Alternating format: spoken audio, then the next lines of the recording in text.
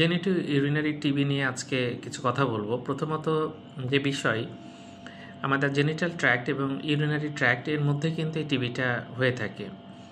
এটা ক্রনিক থাকে, অনেক দিন ধরে চলতে থাকে এবং অনেক সময় ল্যাটেন্ট আকারে থাকতে পারে। দেখা যাচ্ছে অনেকের আছে কিন্তু বুঝতে পারছেন না। কারো ক্ষেত্রে কোমর ব্যথা হয়, কারো ক্ষেত্রে প্রস্রাব করতে সমস্যা হয়, অনেক সময় কিন্তু ইনফার্টিলিটি ডেভেলপ করে।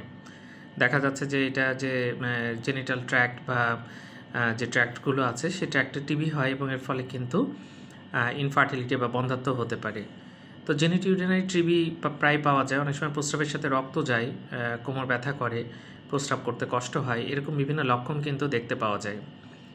যাই হোক, একজন অভিজ্ঞ ডাক্তার তিনি এটা দেখে বিভিন্ন টেস্ট করে কিন্তু ডায়াগনোসিস করা যায় এবং যক্ষার ওষুধ এক্ষেত্রে খেতে হয়। এক্ষেত্রে নর্মাল অ্যান্টিবায়োটিক কিন্তু তেমন একটা কাজ করবে না। তো যাই হোক, আমাদের এরকম হলে যদি প্রস্রাবের সাথে রক্ত যায়, প্রস্রাবে জ্বালা যন্ত্রণা হয়, কোমর ব্যথা করে, তো আমাদের এটাও মাথায় রাখতে হবে জেনিটিভ ইউরিনারি টিবিও কিন্তু হতে পারে। ধন্যবাদ সবাইকে।